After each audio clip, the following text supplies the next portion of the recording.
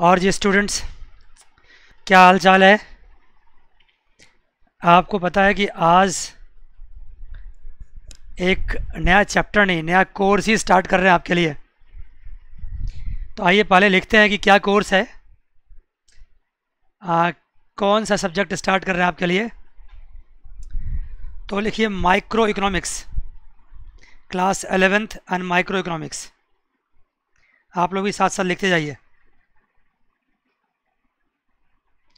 Class 11th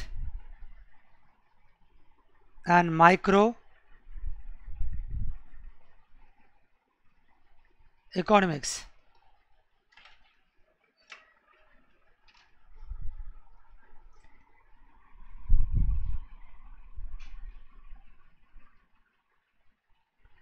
इसका सबसे पहला चैप्टर है,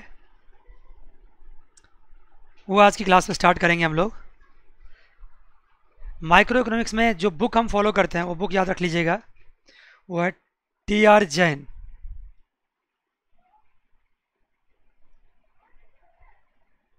हाँ, एंड वी.के. आवरी। हाँ, दोनों ने मिलकर लिखा हुआ है इस बुक को, टी.आर. Jain and VK. आवरी। और ये माइक्रो इकोनॉमिक्स आपका जो भी है ना, वो इंट्रोडक्टरी लेवल पे है। अभी ये मत समझना कि कोई ज़्यादा लेवल आपका है, बिल्कुल बेसिक लेवल है, इंट्रोडक्टरी है। जब आप आगे बढ़ेंगे ना, कॉलेज में जाएंगे और सब कुछ पढ़ेंगे, तो फिर जाकर के आपके लिए क्या होगा, थोड़ा लेवल इसका चेंज होगा।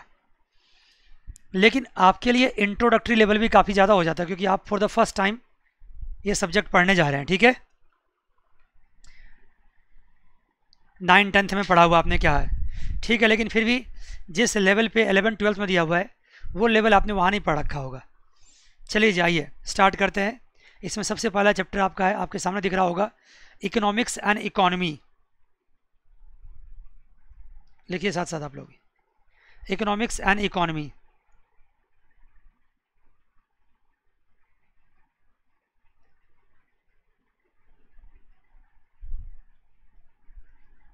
Economics and economy.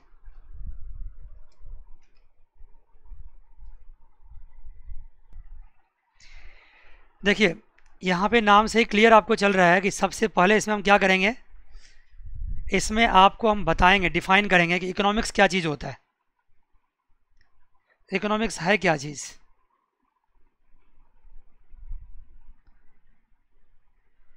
ठीक है, अभी सब डिस्कस करेंगे कि करके, फिर जब आगे बढ़ेंगे तो हम आपको ये भी बताएंगे इकोनॉमी क्या होता है। तो अच्छा ये होगा कि पहले ये डिसाइड कर लें कि इस चैप्टर में कौन कौन से टॉपिक्स हम लोग पढ़ने वाले हैं। आप लिखते जाइए एक करके। सबसे पहला टॉपिक क्या पढ़ने वाला है, व्हाट इकोनॉमिक्स इज अबाउट।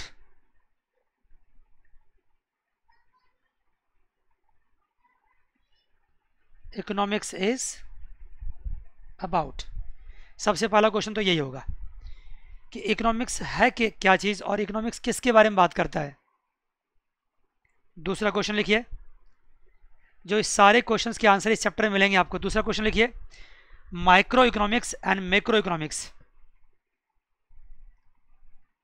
हाँ, माइक्रो इकोनॉमिक्स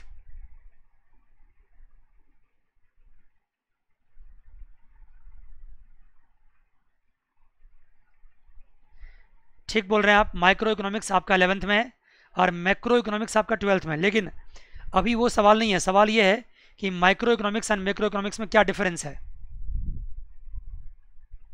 और ये होता क्या चीज़ है, ये यहाँ पढ़ेंगे हम लोग। थर्ड में आइए, थर्ड क्वेश्चन है positive and normative economics.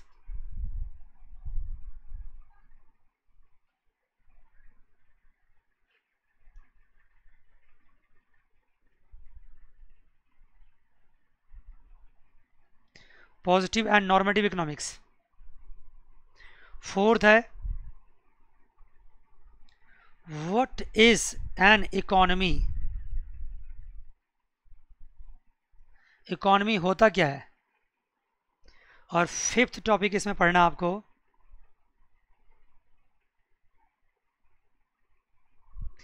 Nature and type of economy.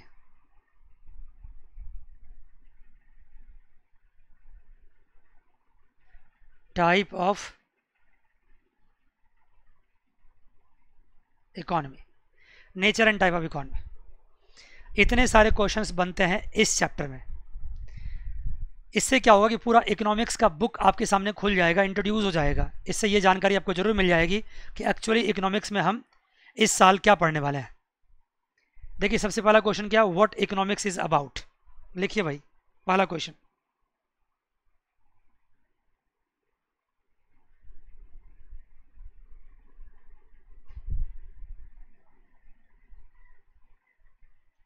What economics is about, बहुत सही है, सबसे पहला क्वेश्चन है।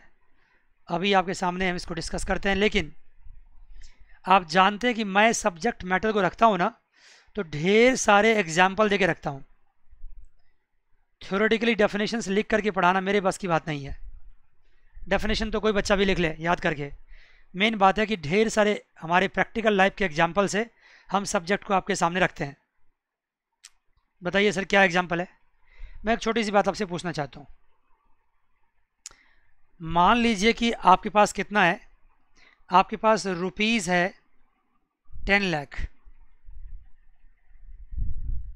आपको क्यों सर, मेरे पास 20 लाख नहीं हो सकता है, मेरे पास 30 लाख नहीं हो सकता, मेरे पास 10 करोड़ नहीं हो सकता। ऑफकोर्स कुछ भी हो सकता है, लेकिन अनलिमिटेड तो नहीं हो सकता ना। हो सकता है बताओ, नहीं हो सकता है।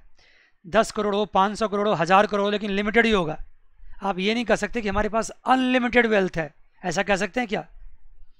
अमीर से अमीर बंदा भी जो काफ़ी रिच है, वो भी यही नहीं कह सकता कि दुनिया की सारी संपत्ति मेरे पास ही है। ऐसा नहीं कह सकता है। जो भी होगा लेकिन क्या होगा, लिमिटेड होगा। मैं यहाँ यहाँ क्या लिखता हूँ आपको, यहाँ लिखता हूँ लिमिटेड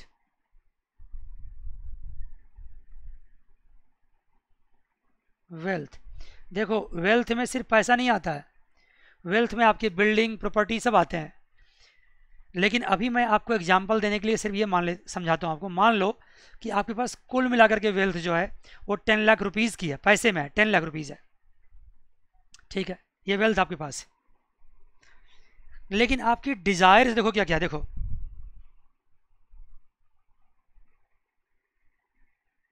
डिज़ायर समझते हो क्या होता है? आपकी वांट्स, वांट समझते हो क्या होता है?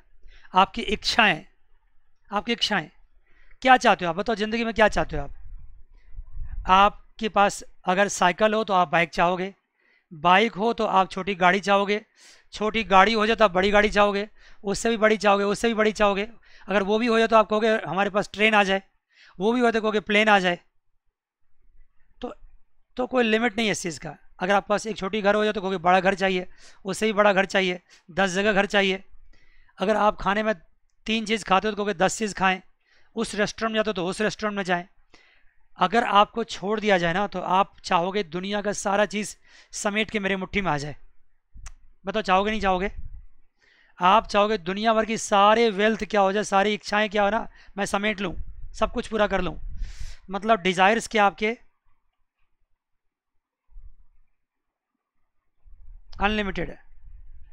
डिज़ायर्स की कोई लिमिट ही नहीं है। ये अनलिमिटेड डिज़ायर से ही इंसान को इंसान बनाता है, ह्यूमन बींग को ह्यूमन बींग बनाता है। अगर कोई इंसान अपने डिज़ायर्स पे कंट्रोल कर लेना, मेरी बात सुन रहे हो मेरी बात? अगर कोई इंसान अपने डिज़ायर्स पे कंट्रोल कर ले तो वही ट्रू सेंस में साधु या महात्मा बन जाता है, नियरर टू द गॉड, वही साधु या महात्मा बन जाता है। और ये बहुत ही मुश्किल काम है। ऐसे तो टीवी चैनल्स पे या हर जगह ज़िंदगी में बहुत सारे साधु महात्मा आपको दिखते होंगे, लेकिन ट्रू सेंस में साधु महात्मा मिलना क्या है, बहुत मुश्किल है, नहीं मिलते हैं ज़्यादातर।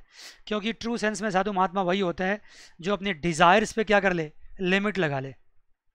और जो आम इंसान है, जो हमारे तुम्हारे ऐसे इंसान है, उनकी यही नेचर ही है साधारणतः कि हमारी डिज़ायर्स क्या है, अनलिमिटेड है। हम चाहते दुनिया भर की सारी सुख सुविधाएं मेरे घर में आ जाए। लेकिन क्या ये पॉसिबल है? क्या आप अपने लिमिटेड रिसोर्सेज से हम अनलिमिटेड डिज़ायर्स पूरा कर सकते हैं? बताइए, बोलो ना। नहीं पूरा कर सकते हैं, ठीक है ना। ये लिमिटेड वेल्थ से with the help of limited wealth,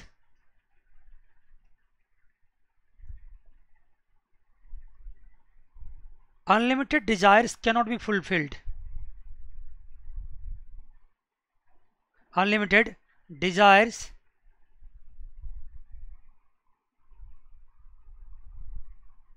cannot be fulfilled. आप फुलफिल नहीं कर सकते अपने लिमिटेड रिसोर्स से, लिमिटेड वेल्थ से।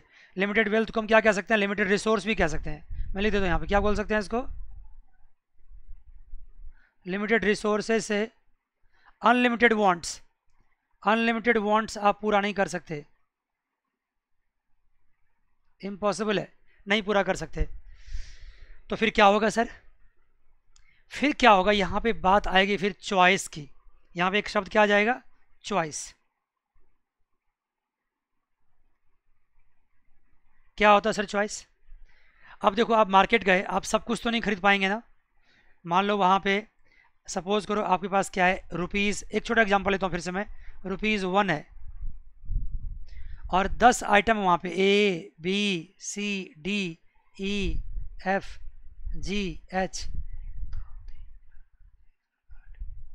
IJ,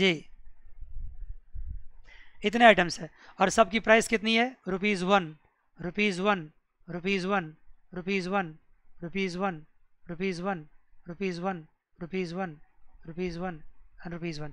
देखा मैंने क्या किया? 10 आइटम सेलेक्ट किया और सबकी प्राइस क्या रखी मैंने? ₹1। और मेरे पास पैसे कितने हैं? ₹1 ही है। तो ₹1 से कोई एक ही आइटम तो हम परचेज कर सकते हैं, सब कुछ तो नहीं परचेज कर सकते ना। बताओ जरा, ₹1 से हम कोई एक आइटम ही परचेज कर सकते हैं। आप चूज कर लो कौन सा परचेज करना चाहते हो। मान लो कि आपने सी परचेज किया, तो इसका मतलब है कि आपने क्या किया? 9 आइटम्स को रिजेक्ट किया। तो ये जो सी आपने परचेज किया ना, यही आपकी क्या है? चॉइस है। क्या आपकी है? चॉइस। जबकि आपको अच्छा तो सभी लग रहे थे, 10 के 10 आइटम्स आपको अच्छे लग रहे थे, लेकिन दिक्कत क्या थी कि आपके पास पैसे ₹1 ही थे, तो आप एक ही आइटम खरीद सकते थे। तो 9 को क्या किया आपने? होल्ड कर दिया, रिजेक्ट कर दिया तत्काल, अभी नहीं खरीद सकते हम। तो जिस आइटम को आपने सेलेक्ट किया वही क्या आपका हो गया? चॉइस हो गया। वही आपका चॉइस हो गया।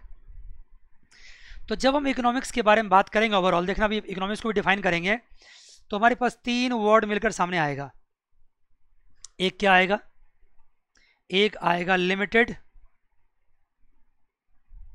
रिसोर्सेस, दूसरा क्या आएगा? Unlimited wants. और इसी से पैदा होगा एक नया टर्म, उसको क्या बोलेंगे हम? चॉइस। क्या बोलेंगे उसको? Choice. I am sorry, limited resources, unlimited wants, इसी से एक टर्म पैदा हुआ, इस एक टर्म और सामने आ गया, उसको बोलते हैं हम चॉइस। अगर दुनिया में जितने चीज़ हम चाहते सब कुछ हम खरीद सकते होते, जो हमारे वांट्स थे हम सब पूरा कर सकते होते, तो फिर चॉइस का कोई मतलब ही नहीं था। हम मार्केट जाते, बस भर भर के ट्रक में सब कुछ घर ले आते। तब चॉइस क्या करने का? हर चीज़ इंसान को दे दो ना, तो हर चीज़ का कोई ना कोई यूज़ वो कर ही लेगा। तो ये मत समझो मार्केट में कोई चीज़ पड़ा हुआ तो तुम्हारे लिए यूज़ का नहीं है। जब फ्री में मिलता है ना, तो इंसान हर चीज़ उठा लेता है, ये भी मेरे काम का, ये भी मेरे काम का है। सिंस आप फ्री में नहीं मिल रहा है, आपके पास पैसे लगते हैं कोई भी सामान को खरीदने के लिए, तो आप अनलिमिटेड वांट में से कुछ को पिकअप करते हैं और वही कुछ क्या कहलाता है? चॉइस कहलाता है। ठीक है जी। लेकिन ये सब काम जो करता है, कौन करता है? ये सब कौन करता है? देखो यहाँ से बात शुरू होती है। अब ये unlimited resources, unlimited wants and choice ultimately है किसकी? ये ह्यूमन बींग्स की। किसकी बताओ? Human beings. अब ये limited resources, unlimited wants and choice किसी एनिमल्स का तो नहीं हो सकता, ये किसका होता है? ह्यूमन बींग्स का होता है। तो ह्यूमन बींग्स को अभी मैं सिर्फ 2 हिस्से में बांट रहा हूँ। एक होता है आपका कंज्यूमर, एक होता है आपका प्रोड्यूसर। कंज्यूमर क्या होता है बच्चा? एग्जाम्पल लो, जैसे मैं आपको पढ़ा रहा हूँ तो मैं यहाँ पे क्या हो गया, प्रोड्यूसर, और तुम मेरे से पढ़ रहे हो तो तुम क्या हो गए, कंज्यूमर। तो कंज्यूमर होता है जो कंजम्पशन का काम करता है। क्या काम करता है,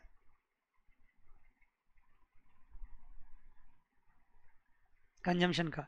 अब प्रोड्यूसर क्या करता है, प्रोडक्शन का, करता प्रोडक्शन का। जब तक प्रोडक्शन नहीं होगा तब तक कंजम्पशन कैसे होगा। प्रोडक्शन किसका बच्चे बताओ, प्रोडक्शन दो चीज़ का, किसका, या तो गुड्स का या फिर किसका, सर्विसेज का। गुड्स एंड सर्विसेज की प्रोडक्शन हो रही है, तो मैं किसका प्रोडक्शन कर रहा हूँ बताओ। अभी मैं आपको पढ़ा के किसका प्रोडक्शन कर रहा हूँ, सर्विसेज का प्रोडक्शन कर रहा हूँ, गुड्स का प्रोडक्शन नहीं कर रहा हूँ। अगर मार्केट से कोई सामान परचेज करके लाते हैं तो वहाँ किसकी प्रोडक्शन हुई होती है, गुड्स की। ठीक है, और एक बात और समझना, अभी आगे चल के धीरे धीरे करके बताएंगे, अभी हम ज़्यादा कॉम्प्लिकेट नहीं करना चाहते हैं। देखो, अब कंज्यूमर जो कंज्यूम करेगा इसके लिए भी क्या बात आती है, इसके लिए वही तीन चीज़ होती है, क्या क्या, अनलिमिटेड वांट्स, लिमिटेड रिसोर्सेज, समझ रहे हो। अब फिर बीच में क्या करना पड़ता है उसको, इन दोनों से मिला करके चॉइस। यहाँ भी वही बात है, प्रोड्यूसर के पास भी वही बात है, लिमिटेड रिसोर्सेज है और इसके भी अनलिमिटेड वांट्स हैं, और इसको भी क्या करना, दोनों मिला क्या करना होता है, चॉइस। कैसे सर, एग्जांपल दो। देता हूं एग्जांपल। मैंने क्या कहा कि आप जो कंज्यूमर हैं, मार्केट से हर चीज़ आप कंज्यूम करना चाहते हैं, मतलब आपके वांट्स क्या हो गए, अनलिमिटेड। लेकिन आप सब कुछ नहीं परचेज कर सकते क्योंकि आपके पास क्या है, पैसे क्या, लिमिटेड, लिमिटेड है। इसका मतलब है कि आपको एक चॉइस लेकर चलना पड़ेगा। ये बातें तो कई बार रिपीट हो गई है। अब आइए प्रोड्यूसर्स की बात करते हैं। जो एक कोई भी बिजनेसमैन अगर बिजनेसमैन बनना चाहता है तो वो चाहता है दुनिया का हर चीज़ मैं ही प्रोड्यूस करूं, मैं ही बेचूं और मैं ही कमाऊं, नहीं चाहता है। तुम्हारी भी इच्छा होगी बच्चा, अभी तुम छोटे हो, कि जब हम बड़े हो जाएं तो दुनिया भर की फैक्ट्री हम लगा दें, हर चीज़ मैं ही प्रोड्यूस करूं और ढेर सारे पैसे कमाऊं, सारे वेल्थ घर में जमा करूं। लेकिन ऐसा पॉसिबल नहीं होता। क्यों नहीं होता है, क्योंकि आप जितना चाहते हो उतना प्रोडक्शन नहीं कर सकते हो, क्योंकि आपके पास रिसोर्सेज क्या है, लिमिटेड है। क्यों सर, क्या रिसोर्सेज, प्रोडक्शन करने के लिए क्या रिसोर्स चाहिए बताओ, ध्यान देना। प्रोडक्शन करने के लिए रिसोर्स क्या चाहिए, लैंड चाहिए, लेबर चाहिए, कैपिटल चाहिए। अभी देखना आगे चल के बात होगी इसके बात में। लैंड, लेबर, कैपिटल एंड चाहिए एंटरप्रेन्योरशिप।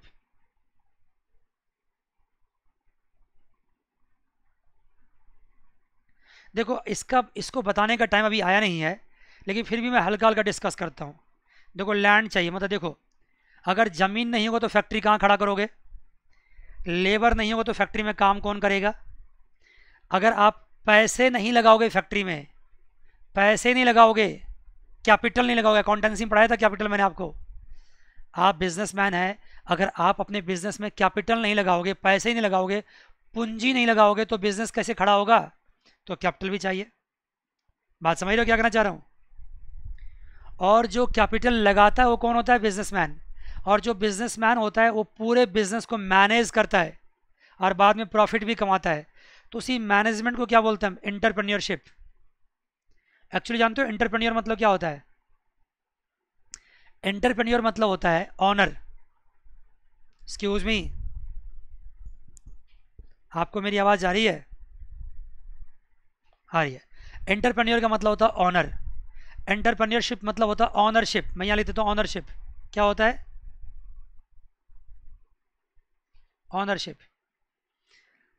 अब क्या होता है कि ये आपके पास लिमिटेड है, मतलब क्या है कि हर कोई ऑनर नहीं बन सकता, हर कोई कैपिटल नहीं लगा सकता, इतने सारे लेबर भी मार्केट में उपलब्ध नहीं है, इतना ज़मीन भी उपलब्ध नहीं है। इसका मतलब फैक्ट्री लगाने के लिए लैंड, लेबर, कैपिटल, एंटरप्रेन्योरशिप ये चाहिए। और ये भी हमारे पास क्या है, लिमिटेड है, ये भी हमारे पास लिमिटेड है। ऐसा नहीं है कि हम जितना चाहे उतना लेबर मेरे घर पहुंच जाए, हम जितनी चाहें सारी ज़मीन मेरी हो जाए, ऐसा नहीं हो सकता है, ये भी लिमिटेड है। तो इसका मतलब है कि जब लिमिटेड है तो हम क्या करें, लिमिटेड है तो फिर क्या होगा कि हम इसमें चॉइस करेंगे कि मुझे कौन सा चीज़ बनाना चाहिए। मैं तो मैन्युफैक्चरिंग करना चाहता हूँ दुनिया का हर चीज़, क्योंकि मेरी अनलिमिटेड वांट्स है। मैं चाहता हूँ सब कुछ मैं ही प्रोड्यूस करूँ, लेकिन मैं कर नहीं सकता हूँ क्योंकि लिमिटेड रिसोर्सेज है। तो अल्टीमेटली मुझे क्या करना होता है, चॉइस करना होता है। और मैं चॉइस क्या करता हूँ, चॉइस देखो क्या होता है। जैसे मान लो मेरे पास जितनी ज़मीन है, जितने लेबर हैं, जितने पैसे हैं, उससे मान लो कि मैं एक छोटी सी फैक्ट्री लगा सकता हूँ। किसकी? मान लो मैं साबुन की फैक्ट्री लगा सकता हूँ, सोप की फैक्ट्री। मेरा मन तो करता है कि मैं क्या करूँ ना कि बड़ा मतलब कार की फैक्ट्री लगा दूँ। बात समझ रहे हो? मैं हवाई जहाज़ की फैक्ट्री लगा दूँ, क्या मैं लगा सकता हूँ? क्योंकि मेरे पास उतने पैसे होने चाहिए। तो जो मेरे पास पैसे, उस पैसे मान लो मैं हद से हद क्या कर सकता हूँ, साबुन की फैक्ट्री मतलब सोप की फैक्ट्री लगा सकता हूँ। तो अल्टीमेटली क्या हो गया, मैं सोप की फैक्ट्री लगाऊंगा। तो ये सोप की फैक्ट्री लगाना मेरे लिए क्या हो गया, चॉइस हो गया। तो बच्चे अभी तक देखो मैं बिल्कुल भी आगे नहीं बढ़ पाया। मैंने आपको अभी तक सिर्फ 3 चीज़ सिखाया है, unlimited wants, limited resources and choice for the consumer and for the producers. Ultimately ये कंज्यूमर एंड प्रोड्यूसर्स क्या है, ह्यूमन बीइंग है। मान रहे हो बच्चे, कौन है, ह्यूमन बीइंग। और जो भी हम पढ़ा रहे हैं आपको, ये क्या पढ़ा रहे हैं, ये ह्यूमन बीइंग का बिहेवियर पढ़ा रहे हैं। बात समझ गए? ह्यूमन बीइंग का बिहेवियर पढ़ा रहे हैं। ये इंसान का बिहेवियर, ये इंसान का नेचर है।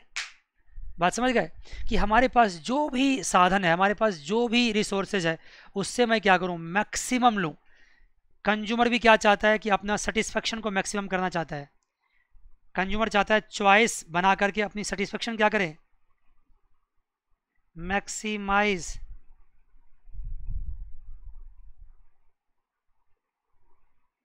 ही सेटिस्फेक्शन।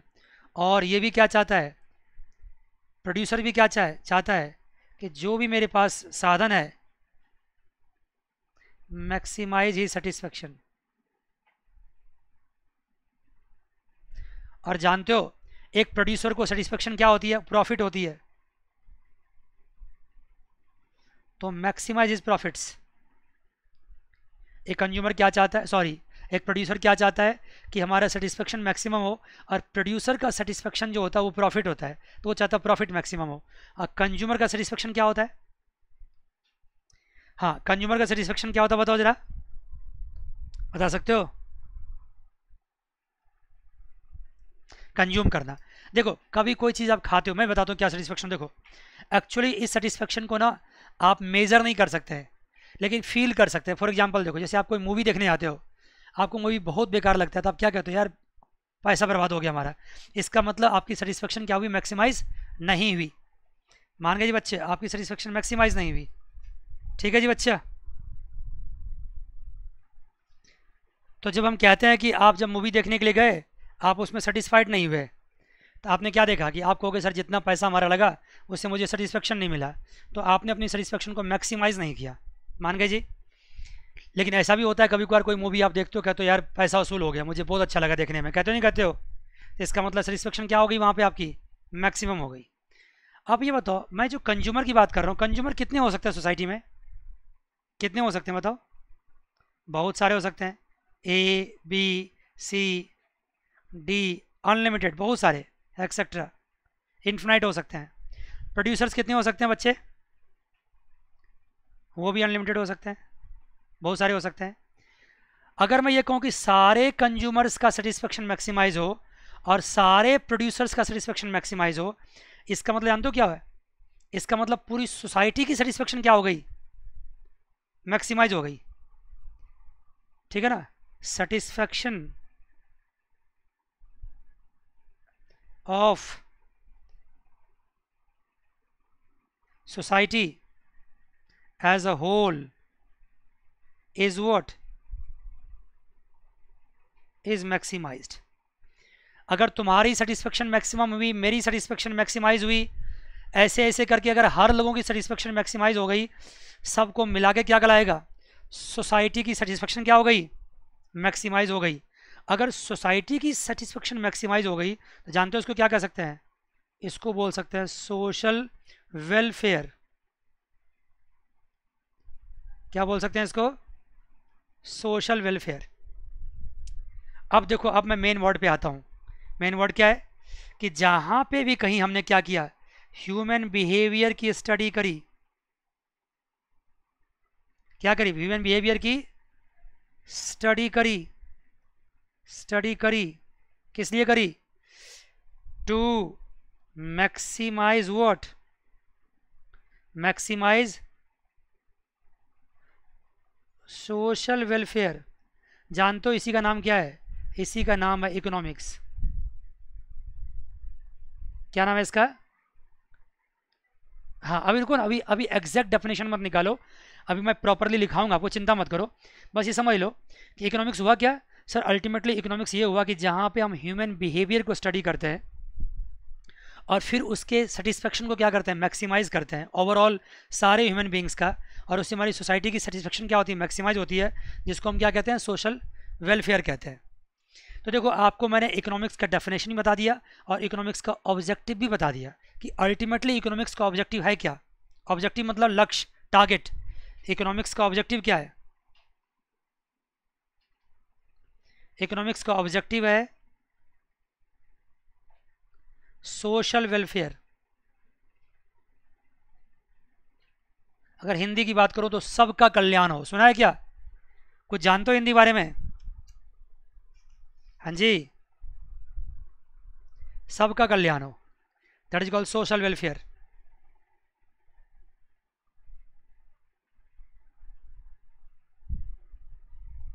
तो आइए जी, मैं आपको इसका क्या करता हूँ, डेफिनेशन लिखाता हूँ।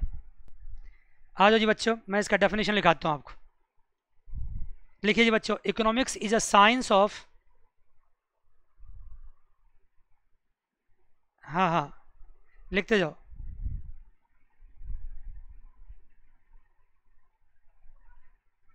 Economics is a science of human behaviour,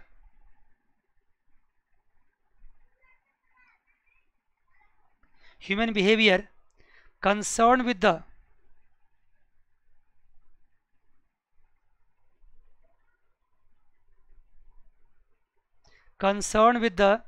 allocation of scarce resources,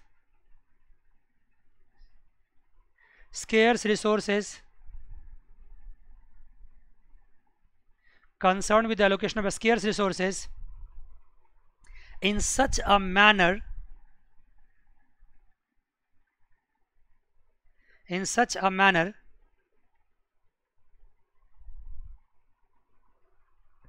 that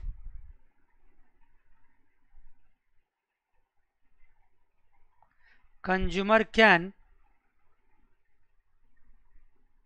maximize their satisfaction,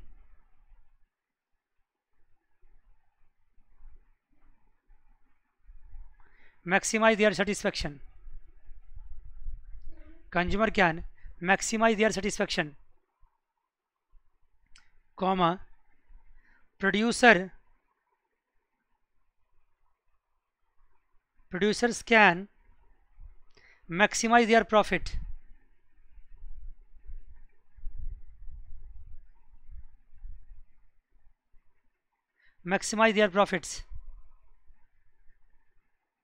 and the society can maximize their social welfare.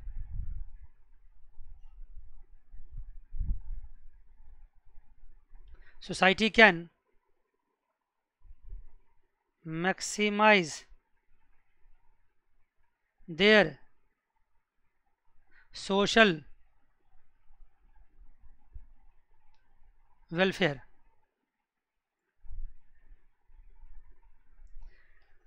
Society can maximize their social welfare. आप देखो ये पूरा प्रॉपर डेफिनेशन आपके सामने आ गया,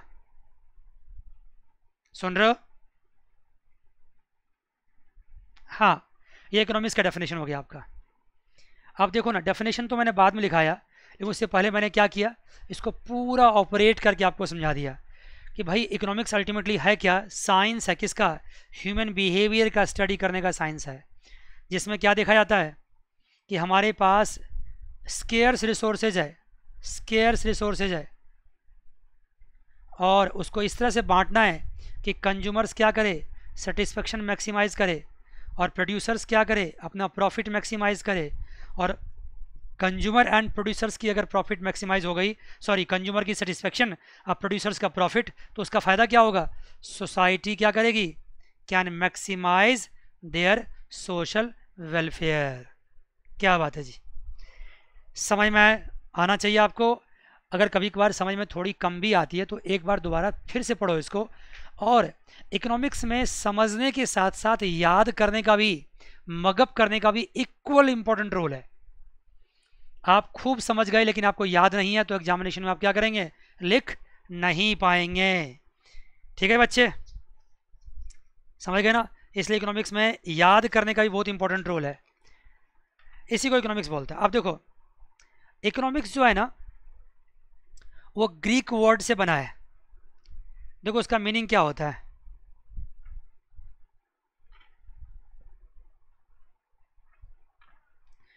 एक word है Greek word,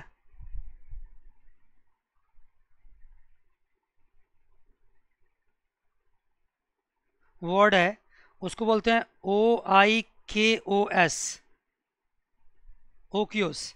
इसका मतलब होता है हाउस होल्ड। दूसरा वर्ड है नेमिन्स, NEMEIN, नेमिन। नेमिन का मतलब होता है मैनेजमेंट। क्या मतलब होता है, मैनेजमेंट। मतलब अगर आप इस मीनिंग से देखा जाए आपको, तो इसका मतलब है कि इकोनॉमिक्स का मतलब क्या होगा, इकोनॉमिक्स का मतलब है हाउस होल्ड मैनेजमेंट।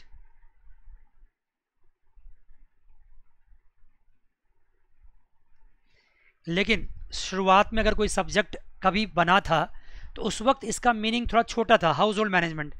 लेकिन जैसे जैसे समय बीतता चला गया, इकोनॉमिक्स और भी बढ़ते चले गए। ये सिर्फ हाउस होल्ड मैनेजमेंट नहीं करता, अब पूरी कंट्री को मैनेज करता है।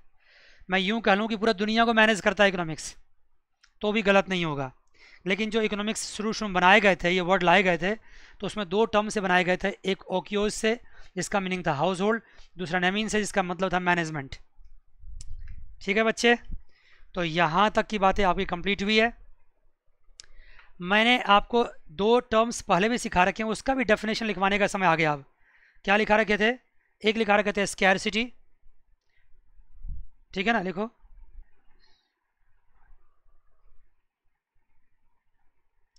और दूसरा लिखा थे चॉइस। देखो लिमिटेड रिसोर्सेज का मतलब है स्कैरसिटी होता है। मैंने जो कहा था लिमिटेड रिसोर्सेज, नहीं कहा था, बताओ, कहा था।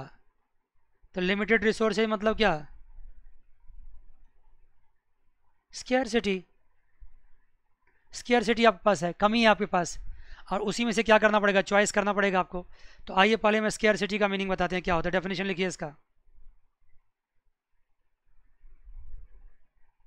जो समझा चुका हूँ उसको लिखता चलो।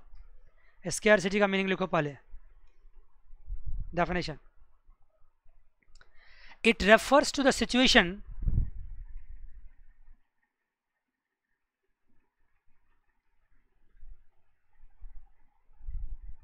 it refers to the situation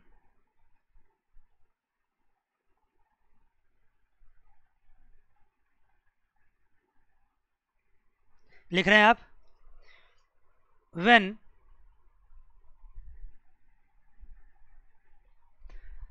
what you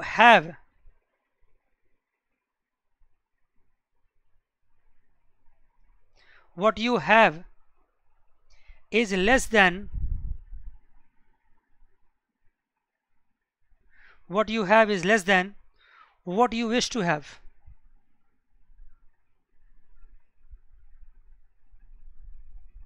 What you wish to have, what you have is less than what you wish to have. Yes, लिखो in other words,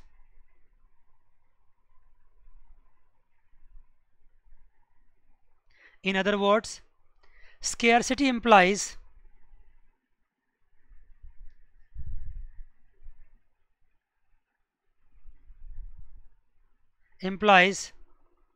a situation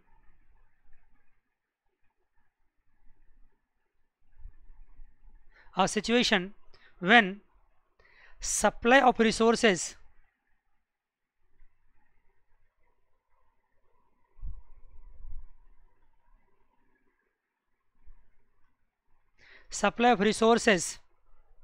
is less than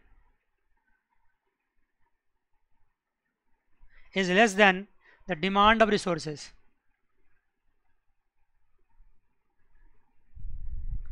Less than the demand of resources.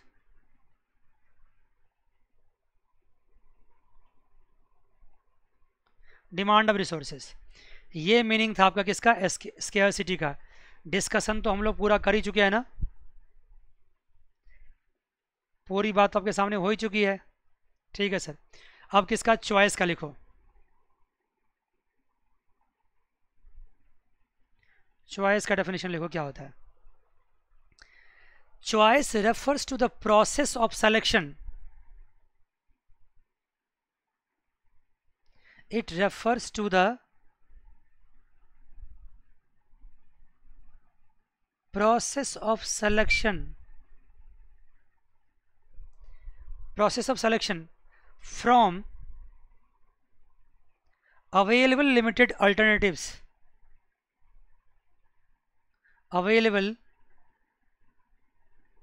limited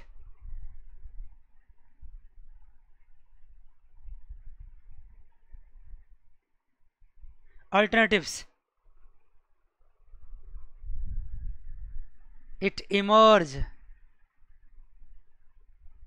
emerge, it emerges because, first point, resources are scarce.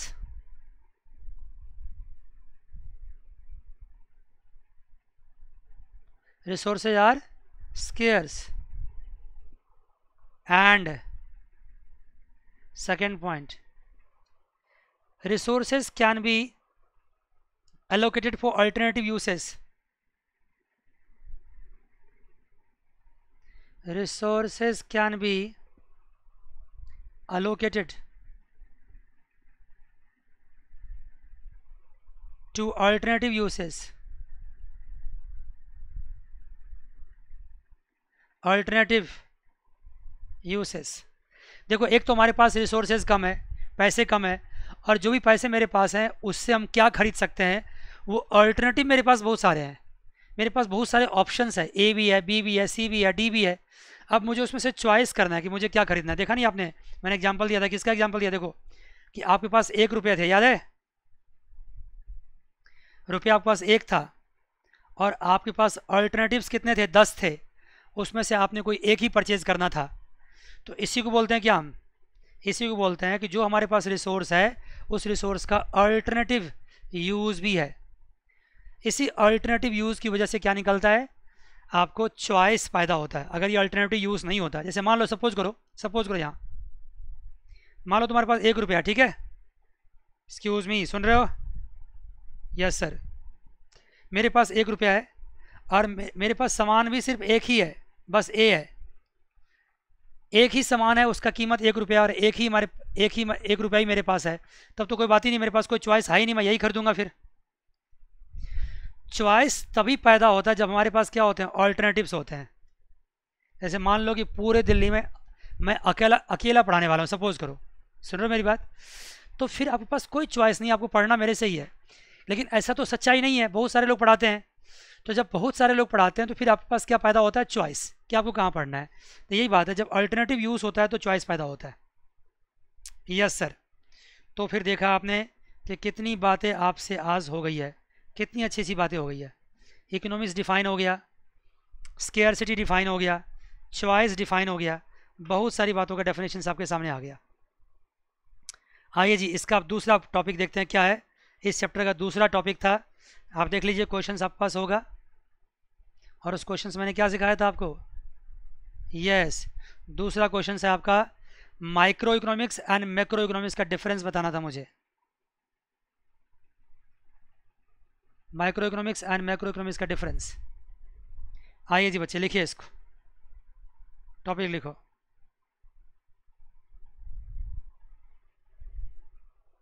Second topic लिखो, difference between micro economics and macro economics.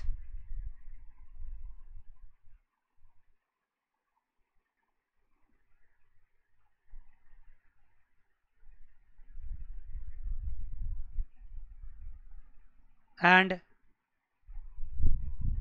Macro economics, difference between micro economics and macro economics. इसका मतलब समझिए क्या होता है। सबसे पहले terms लिखिए माइक्रो इकोनॉमिक्स।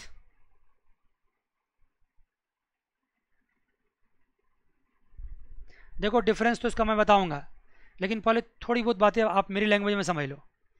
देखो जब मैं किसी एक इंडिविजुअल की बात करता हूं, बात समझ गए? जब मैं किसी इंडिविजुअल की बात करता हूं, किसका इंडिविजुअल? या तो ह्यूमन बीइंग, या कोई मार्केट,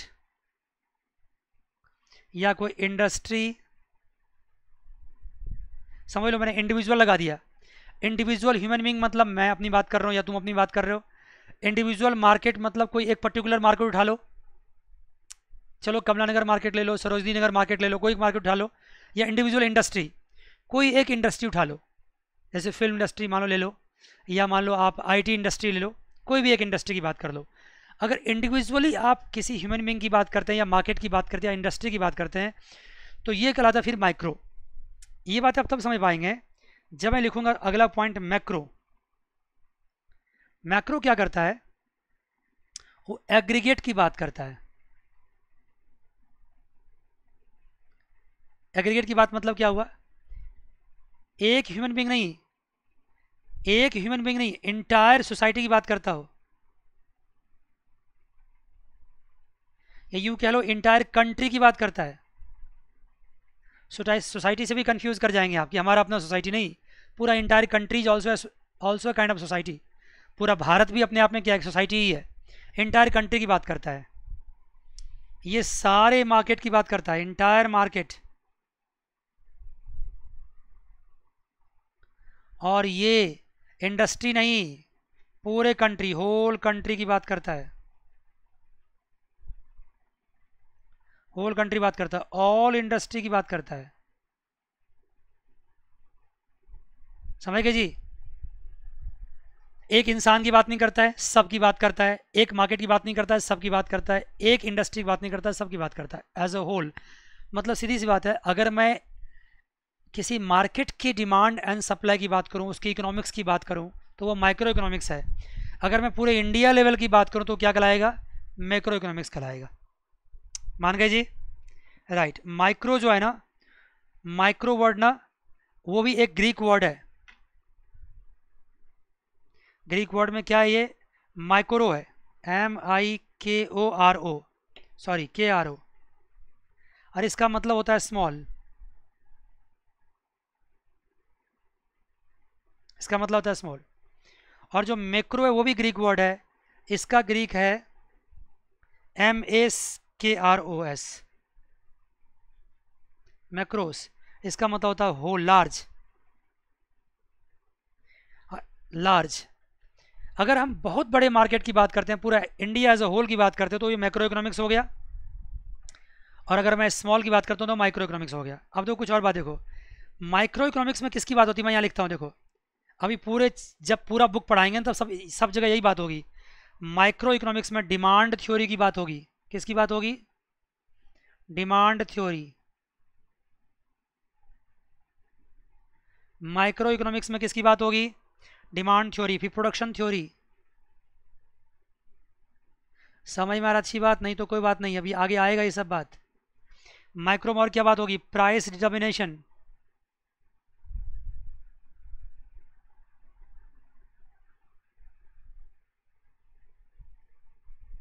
और क्या बात होगी? Factor pricing.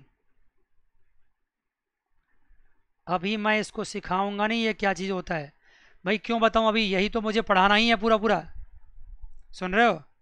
मुझे आगे चल करके यही पढ़ाना ही है, ये पूरा सिलेबस ही समझ लो एक तरह से। Demand theory, production theory, price determination and factor pricing, ये बात होती है। अगर मैं बात करूं मैक्रो की, तो मैक्रो में क्या होता है? मैक्रो में पढ़ाई होती है आपको एग्रीगेट्स की बात होती है। मैक्रो में पूरा एज अ होल की बात होती है। इसमें बात होगी नेशनल इनकम, और कुछ देर पहले आपने सही कहा था कि सर ये कब है, ये 12th क्लास में है। ये बात होती है टोटल एम्प्लॉयमेंट, इसमें बात होती है जनरल प्राइस लेवल,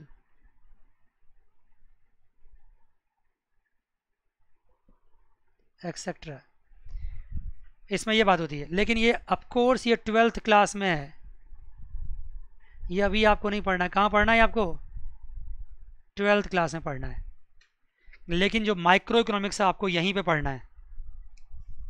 इसके बाद एक फॉर्मल तरीके से माइक्रो एंड मैक्रो इकोनॉमिक्स का डिफरेंस बताया गया है, फॉर्मल तरीके से, कि what are the difference in micro and macro economics. मैं क्वेश्चन लिख देता हूं।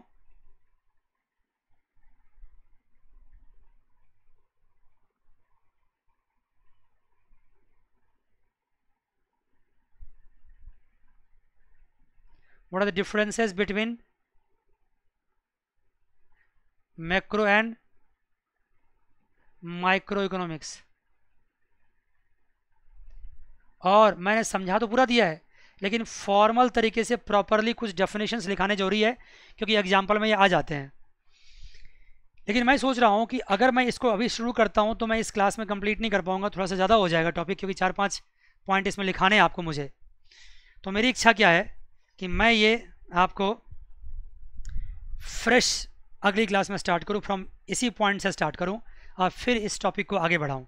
ठीक है जी बच्चों, तो मैं इस क्लास को यहीं पे कंप्लीट करता हूँ। अगली क्लास में इस क्वेश्चंस के साथ और इस चैप्टर के बचे हुए टॉपिक के साथ मिलेंगे और ढेर सारी बातें करेंगे। ठीक है जी बच्चों, आज के बस इतना ही। अगली क्लास में फिर मिलेंगे। God bless you all, take care, bye bye and see you.